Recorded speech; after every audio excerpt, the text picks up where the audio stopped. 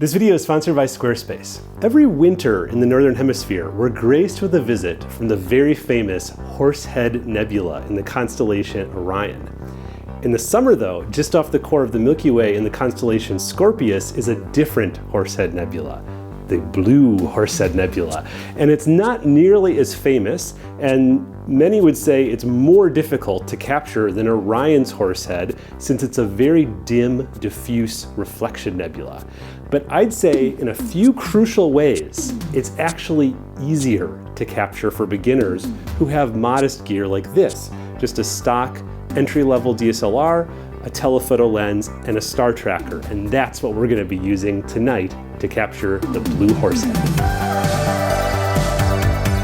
Hey, my name is Nico. I do this full time, and if you enjoy what I do, check out patreon.com/nebulaphotos to support this channel. So why did I say in the intro that the less famous Blue Horsehead may actually be better for those of us with beginner gear like this? Just a regular, not modified DSLR? Well, the reason is Orion's Horsehead is a dark nebula in front of an emission nebula. So it gets picked up much better with a modified DSLR or a dedicated astronomy camera, both of which are more open to that crucial H-alpha emission line than a stock DSLR. Well, the Blue Horsehead Nebula is not an emission nebula, it's a reflection nebula, a completely different type. This super bright blue star Jaba is reflecting its blue light onto a huge dust cloud near it, out there in space. And for a blue reflection nebula, an off-the-shelf stock DSLR will do just as well as a modified one. Okay, and then another reason the Blue Horsehead may be easier than the Horsehead in Orion is many beginners start with a lens like this, just a normal camera lens. You don't actually have a telescope yet. And the actual Horsehead shape of Orion's Horsehead is really small. With a 200mm lens like this is how it looks.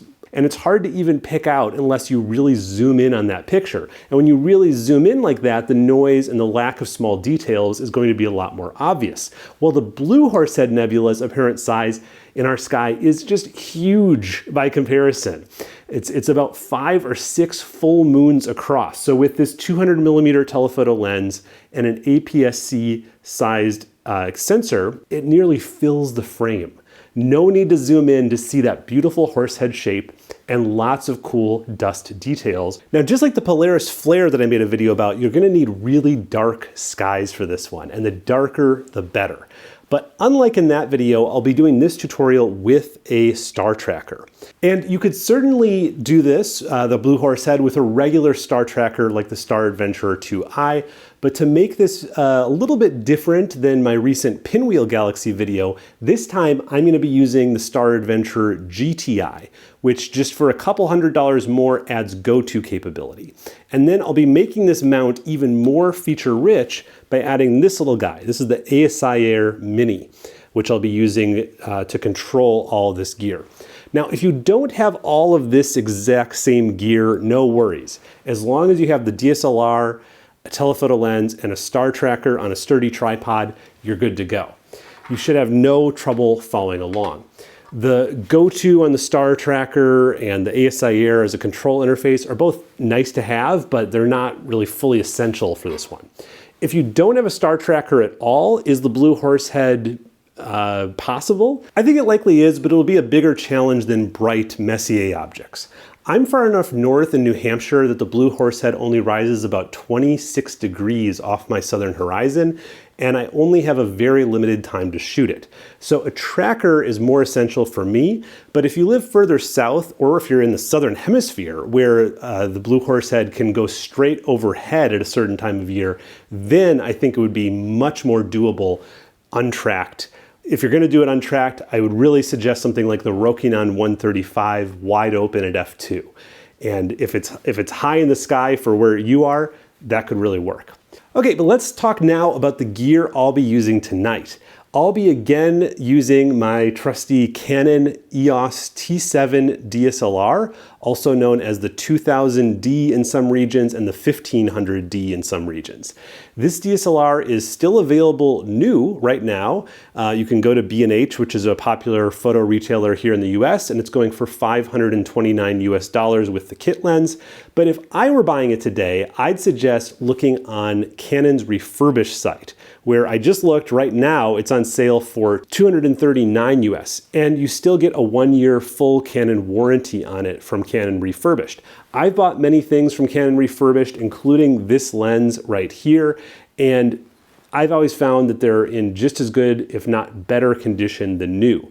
You just usually don't get the original box, but other than that, it's like new with a 1-year warranty. Other places to look for used camera deals would be like eBay, B&H, Adorama. Those are stores in the US, but eBay I think is worldwide. And as far as accessories for the camera, we're gonna want an extra battery just in case the first one dies, and we want both batteries fully charged before we start the night. We're also going to want some way to take a series of photos without touching the camera shutter button. This could be an external intervalometer, an internal interval timer if your camera has that, an app that you can connect to wirelessly, or in my case tonight, I'm going to be using the ASIAir Mini over USB connected to the camera to trigger the camera and control all the settings and all of that, using the ASIAir app, which connects wirelessly to this little box. And this method of using the ASIAir is also convenient since the T7 has a fixed screen. So it means I don't have to get on the ground to see the screen, since the ASIAir Mini will wirelessly transmit the images right to my phone. So then I can just hold it conveniently, and I can do focus and framing that way without ever having to look at the DSLR screen. Now the ASIAir will prompt you to change a few settings when you connect the camera, but the good news is these settings are what we would want regardless if you're using an ASIAir or not. So everyone can follow along with this. In the Canon menu, you're gonna wanna make sure, or any DSLR, you're gonna wanna make sure the image quality is set to RAW, not JPEG. Image review should be off. Auto rotation should be off. Long exposure noise reduction should be off. You're getting a pattern here. On the mode dial, we want to make sure that it's set to M for manual. And in the quick menu, we want single exposure for the shooting mode. Unless you're using a simple shutter release, then you'd put it on continuous shooting mode. For the exposure timing, we're going to put it on bulb for the ASIAir so it can take complete control over the shutter. But if you're using like a simple shutter release, you could put it on 30 seconds. For aperture, I'd suggest either wide open, meaning the smallest f number, or maybe a half step or a full step stop down, since we are going to be tracking. I'll be using an f2.8 telephoto lens, so I'm going to just stop down half a stop to f3.2 just to sharpen it up a little bit. And for ISO, let's do ISO 3200. And that will depend a bit on your f number and how dark your skies are. But 1600 is about as low as I'd go with a Canon DSLR. I found that even at 800, it increases the amount of horizontal banding, so I try to stay to 1600 or 3200 with Canon DSLRs. Now with Nikon and Sony, you might be able to get away with a lower ISO with tracking, but 1600 is usually safe.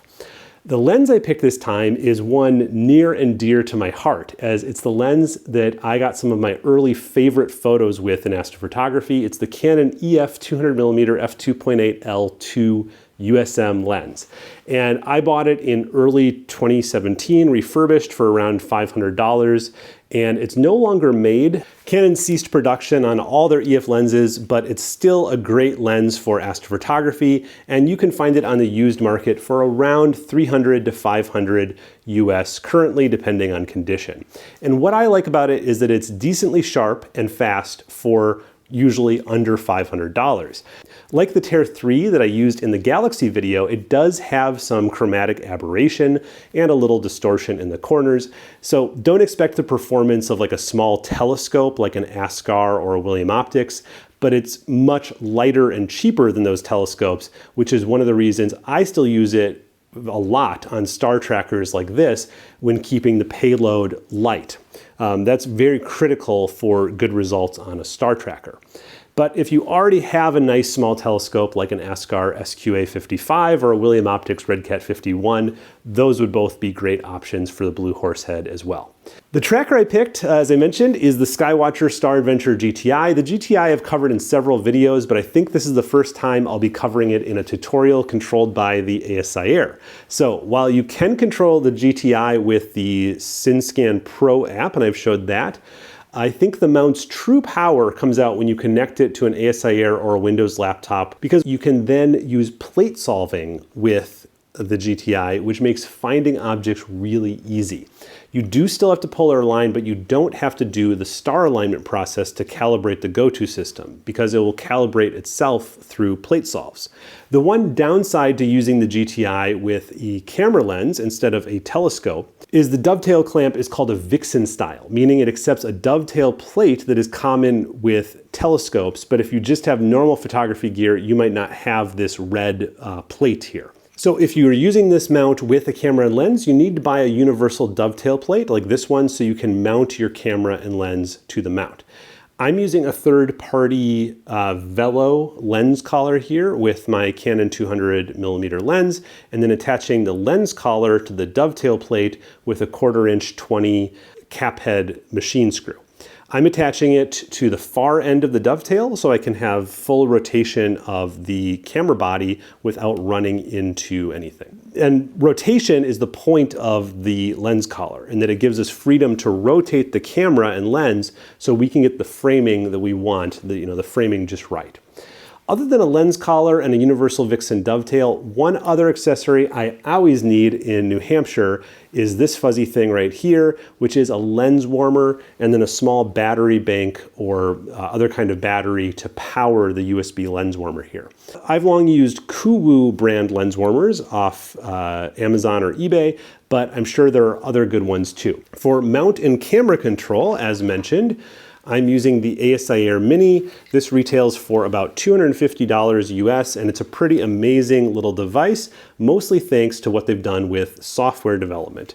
This app works very well for polar alignment, finding and framing your targets, and of course capturing the images.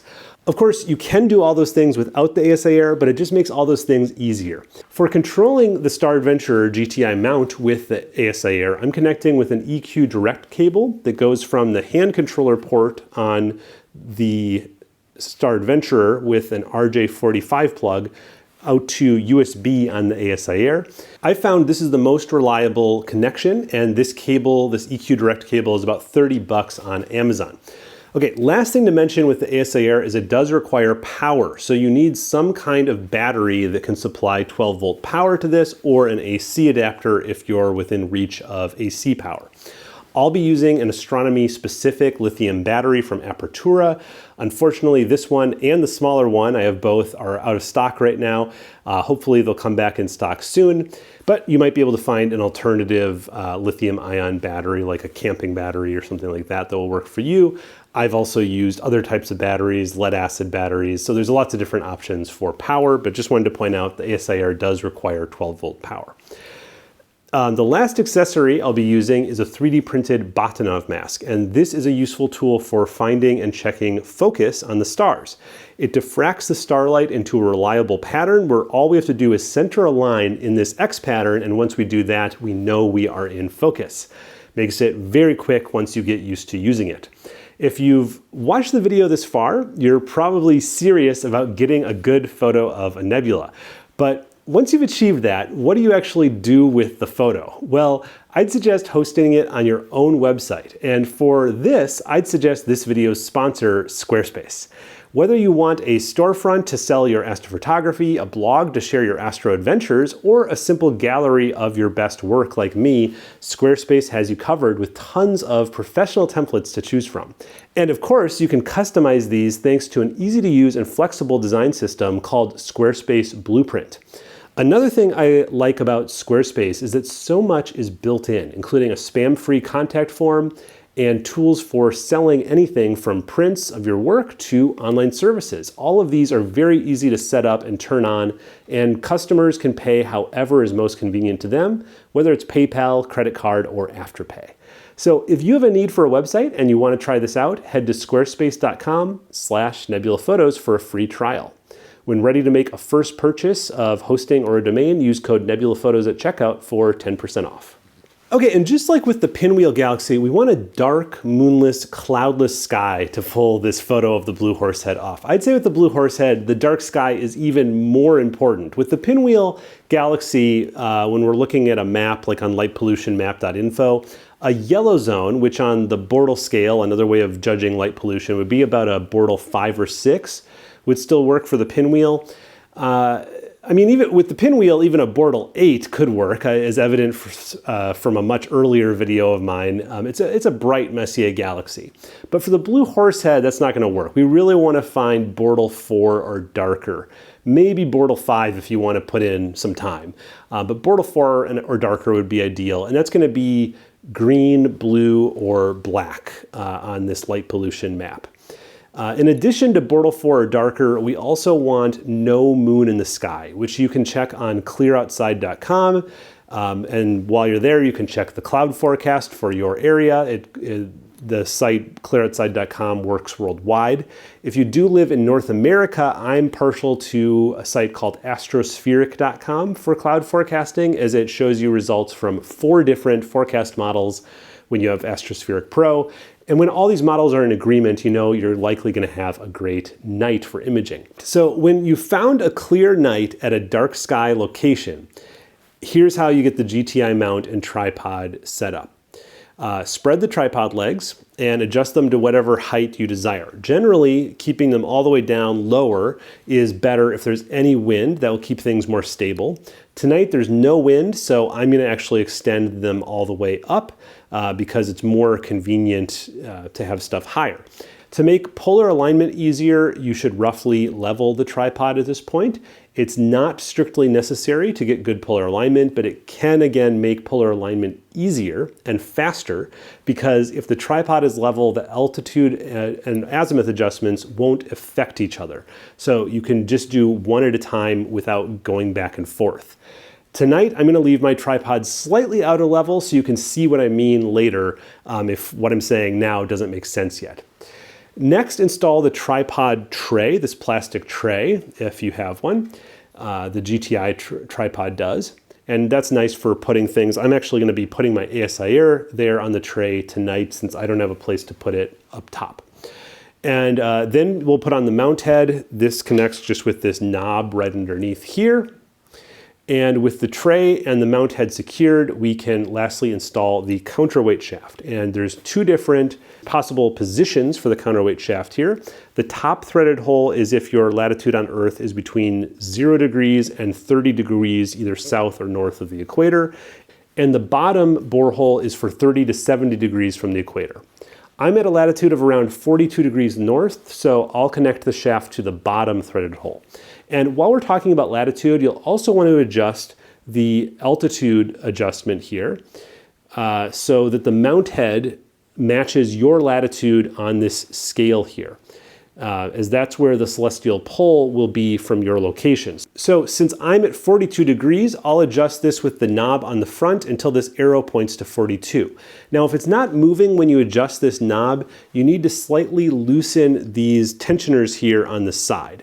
I would try to make them as tight as you can while still being able to adjust the altitude with the knob on the front. Next, we will add the payload, and I've already attached a Vixen dovetail plate with a 1/4 inch 20 screw to my lens collar, but I'd always recommend having a set of hex keys and just double checking that this is tight before installing it onto the mount.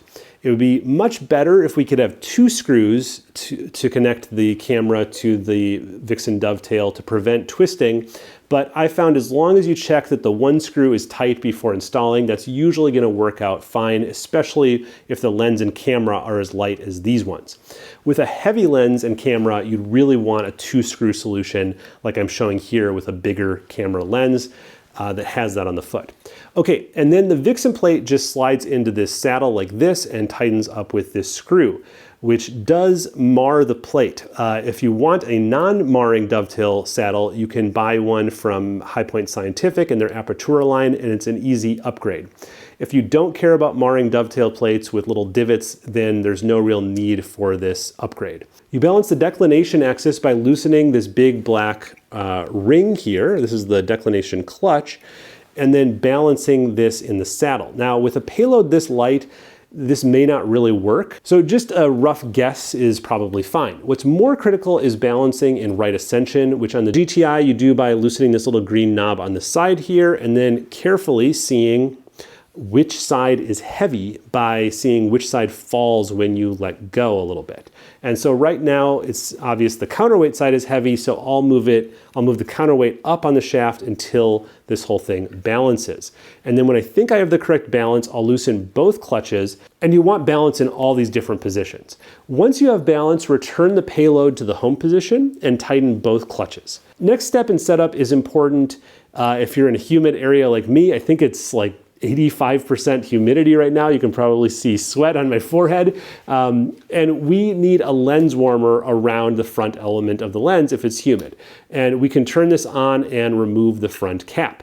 And if you're unsure of your rough focus point on your lens, you could now turn on the camera and just do some quick trial and error to get rough focus. I've used this camera and lens enough times that I know it's roughly comes to focus when this indicator lines up with the start of the infinity range marking here. We need to make at least 3 connections. We need to connect the mount with the EQ direct cable I mentioned earlier. The RJ45 end goes into the hand control port, and the USB end goes into the ASIAir Mini. And then we need a USB cable for the T7, which has a mini USB into camera and regular USB-A into the ASIAir Mini. And then lastly, we need a regular 12-volt power cable between our battery and the ASIAir Mini. And while we're at it, we'll do another 12-volt power cable from the battery to the GTI. We could power the GTI off internal AA batteries, but since we have an extra port on the big battery, we might as well power it that way. Okay, with everything connected, we can start turning things on. So we want the camera on, the GTI mount on, and the ASIAir Mini turns on as soon as you supply power to it.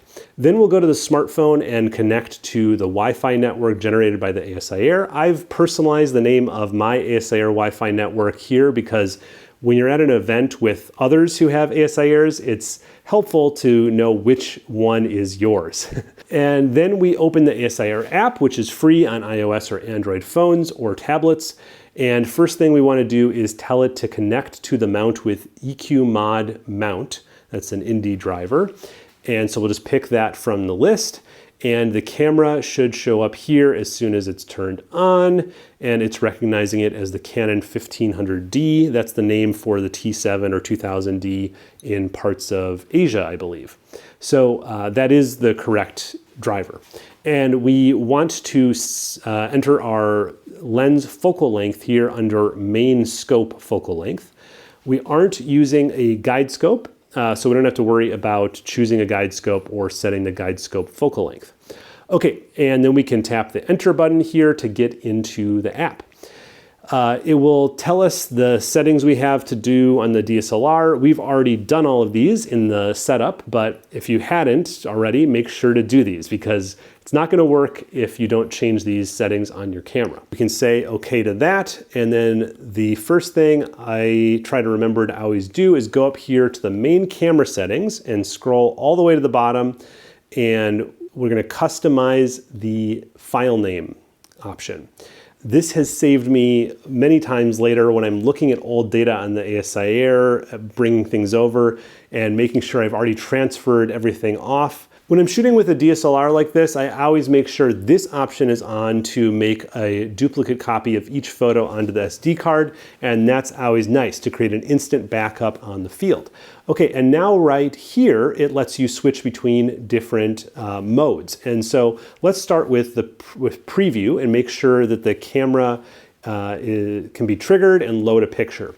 And this is good. We can see Polaris is there in frame, and no need to try to center it on screen. We're going to use the polar alignment feature to do that. But just to confirm that it is indeed Polaris, before moving on to polar alignment, we can tap this solve button over here on the left Click cancel if it tries to sync, and then tap annotate, and it will show you that that is plate solved this field and identified that that star is indeed Polaris. If you're in the southern hemisphere, you could do this same trick, but you'd be looking at some stars in the Octans constellation. So if Sigma Octantis shows up, you know you are close to the southern pole. Okay, since this preview pic we took is in focus enough to solve correctly, we know two things. One, that the focal length and camera pixel size were set up correctly by the app, and two, that we're in focus enough. And so those two things both have to be true to plate solve without errors. When it does error, it doesn't necessarily know why. So those are the two things to check. Do you have the right camera identified? Is the main scope focal length set correctly? And is the image in reasonable focus? It doesn't have to be in perfect focus yet. Once we've checked all those off, we can start polar alignment by tapping where it says preview and changing it to PA. And this should be fairly straightforward as it leads you through with prompts, but I'll still walk us through it quickly. We've already done these preparation steps, so we can tap the play button here on the right to start polar alignment, and it will start by taking a picture in home position, and then it will automatically rotate your mount in right ascension and takes another picture. And then you tell it, let's go, and now it's on to alternating between moving the Alt-Az adjustments on your mount here and hitting this refresh button to see if you're getting closer to the pole. The goal is to make all of these numbers 0, meaning you're right on the pole.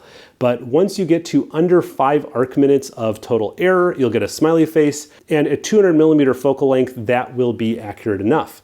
So we just follow the arrows, so it's telling me I have to move the mount head up with the altitude control on the front, and to the right with the azimuth controls, which are these little push-pull knobs here.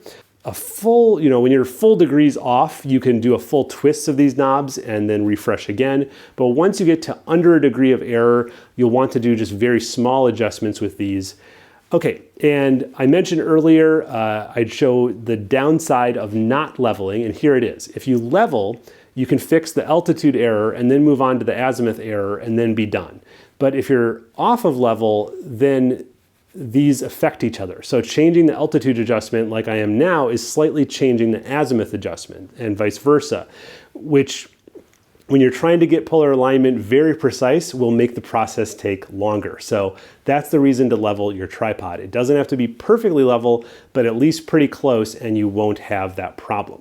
Okay, I'm within 5 arc minutes. I have the smiley face, so I'll stop adjusting there, and we will go back to preview mode and type in Blue Horsehead, and it comes up here. If you're using a common name and for some reason it doesn't come up, just Google the catalog number and try that instead. So if Blue Horsehead hadn't come up, I would try the catalog number IC4592. But in either case, it will work on the ASIAir. Then just tap on it and press the Go button over here on the right, and your mount will go to the object and center it for you. It may take a few attempts, a few minutes, but as long as that patch of sky is clear and visible from your location, it will work. Okay, and now it's done, and we can see in the picture that it is indeed the right spot. But I can fine-tune the framing a bit by tapping this constellation button down here in the lower left-hand corner. And then you can just drag the sky around, and the blue box marked scope is where you are currently pointed, and the red box marked target is your desired framing. And so I want it to be more like this so I can get a bit more of the Horsehead's mane over here. And so once I have this red target box how I want it, I just hit Go To and let it fix the framing automatically. And this would also tell you if your rotation was off. You could fix that at this point by just rotating the lens in the collar and then resolving the picture, then come back into this planetarium view, and it would show you the updated rotation against this survey image. So it's a very handy tool here for framing. And let me just put in a quick aside here to say, if you don't have a go-to mount in ASIAir, the Blue Horsehead Nebula is really pretty straightforward to find from a dark sky, since Scorpius is one of the easiest constellations to pick out, and Jaba, the star that is the eye of the Horsehead, is actually a naked eye star right off the left claw of the Scorpion. And actually that left claw star Acrab is the bright star in our picture that the horse head is looking at. Once you're satisfied, last thing we're gonna do is fine-tune focus with a Bahtinov mask, which I've 3D printed, but you can buy these online as well for not too much. And we'll just do this with a preview and a 3-second exposure. So I'll take a picture, zoom in on a bright star by pinching the screen, and that's clearly off. So now I'll make a very small adjustment to the focus ring and then take another test. And we can see I did pick the right direction because the line got closer to the center of the X, but I need to go a little further, just a tiny smidge. And there we go. On the second attempt, it looks like I nailed it. But I've had a lot of practice. Don't worry if this takes you longer. Just make sure you're in good focus before starting your shots. Okay, and remember also to take the mask off. That's a common mistake. And I like to take another test exposure with the mask off at this point and then tap detect over here on the left, and this will tell me the average star size and in something called HFD, half flux diameter, and for my setup here it's 1.85. And the reason I like doing that is if we ever have to refocus, this is a nice benchmark number to have. All right, now we are ready to take our lights, our picture of the blue horse head. So there are two options here, plan or auto run, but I find for simple DSLR stuff that auto run is sufficient. So I'll use that. So we'll just tap on auto run and tap the plus button, and then we'll take 45-second lights and we'll do 100 of them. So my full camera settings are 45 seconds, exposures, ISO 3200 and f3.2 from like a Bortle 3 sky. If my F number was bigger, meaning a smaller aperture, I might want longer subexposures, but I know for my sky that these settings are likely appropriate. Maybe just a tad bright, but for a dark nebula, exposure that's a tad bright is probably a good thing. If you aren't sure how to judge exposure and using a DSLR, an easy way to test is to take a test exposure, open that picture up in playback on the DSLR and press the display button or info button until it shows you a histogram, and your histogram should look something like this. The peak of the histogram should be somewhere between 1/4 and 1/2 over from the left, with about 1/3 over from the left being ideal, but anywhere in that range is fine. When we're all set on that and your auto run is going, as the subs come in, I like to click this detect button and note the number there. And it's fine to see this number, the HFD, jump around a bit between exposures. You can have better or worse tracking on different exposures or different seeing, meaning better or worse air turbulence or several different combination of factors that can impact star size. But the key thing is you monitor this occasionally, and if you see this number, this size of the stars going up and up by quite a bit, like you see it double, then likely your focus is getting worse. And the main reason that happens is because changes in temperature. So the glass elements shift in position slightly as the glass contracts or expands. So it's completely normal. If you see it happen, just pause your auto run, go back to preview mode and refocus, focusing just as we did before with the Bahtinov mask, and then checking with the detect feature. And once you're confident in your refocus, then just go back to auto run, restart the auto run, and it will pick up just where it left off. And I often, will just continually monitor this because it's very easy to do with the ASIAir, but I'd suggest at least every half hour, check a few subs in a row to look for any trends happening. If you see that HFD number is doubled, then definitely stop it, pause auto run, and check focus. Okay, once your lights are complete, I'd suggest immediately taking dark frames. Darks are our first of 3 calibration frames. To take darks, you can go to the home position on the mount just by going into the mount settings here, scrolling all the way to the bottom and tap there to go home. Once the mount is homed, I like to turn off and disconnect the mount before taking darks. Then make sure to cover your lens with the lens cap. And I'm going to tap the reset button in the upper right here and just clear the lights from our auto run by pressing the X to remove them, and just do darks with the auto run. And these should be at the exact same settings as our lights. So for me, that's ISO 3200, 45-second exposures, and we'll do 20 darks. And the reason to do them right away is we want the same sensor temperature as our light. If you do them later, you'd need to try to match that as best as you can, which can be difficult. So it's best to do them right away. Once the darks are done, I find it's faster to do flats and bias right on the DSLR. So personally, I don't use the ASIAir to do them. You're welcome to do them with the ASIAir. It can work, but I just find it's a lot slower. And at this point in the night, I'd rather work fast and get to sleep. And now we can do flats. And I'd also suggest doing these right away, or at the very least, don't change focus on the lens and don't take the camera off the lens. If you're very careful about not bumping focus and not taking the camera off the lens, you could do them later. But best practice is to do them right away. So to do my flats, I'll position the mount manually just by releasing the two clutches so that the lens is pointing straight up, and then retighten the clutches with the lens straight up. I'll take off the lens cap and put a flat white source of light on top here. And we want this light source heavily diffused or very dim so that it's not too bright. If you're using a tablet, I'll often turn the brightness all the way down and put it on a neutral gray screen.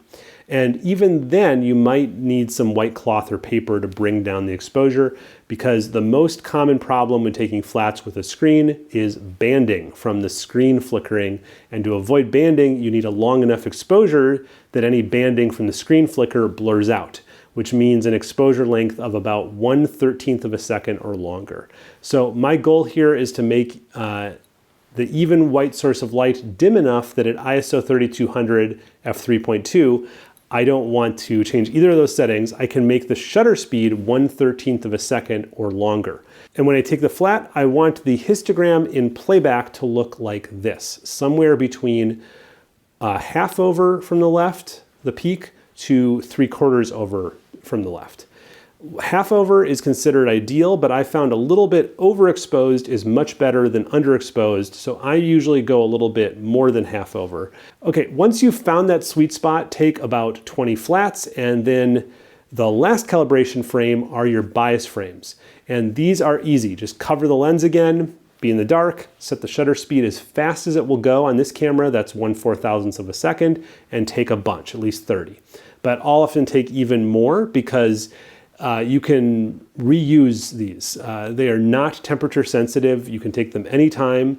So you might as well take lots and just reuse a large library of bias frames. Okay, and that's it for this part of the tutorial, which was just capture of the Blue Horsehead. You saw this in the intro, but here it is again, just a quick stab at processing what we just captured tonight. Pretty cool, right? So much to look at in this scene, and it will just keep getting better the more data you're able to capture on it. The dust will just keep going. And I'll be continuing this series with a part 2 on processing this data. Watch out for that on the channel. Should be out pretty soon here in July. Since this video is over 20 minutes long, you're now seeing the names of everyone who supports this channel on patreon.com/nebulaphotos. And I can't thank everyone you're seeing here enough, as the Patreon support is my main source of income. It's really how I'm making this work, doing this full time, since YouTube AdSense money is way down for me this year. Patreon members get a bunch of exclusive benefits like one-on-one messaging support with me, tons of additional channels on my Discord server, including the monthly imaging challenge, a Zoom call with the whole Patreon community the first Sunday of every month, and those are the benefits that everyone gets at any tier you sign up for. There are also additional benefits like early and ad-free videos starting at $7 a month. So if you appreciate this YouTube channel, you can keep it going by supporting me on Patreon at any tier level. As always, this has been Nico Carver. Clear skies.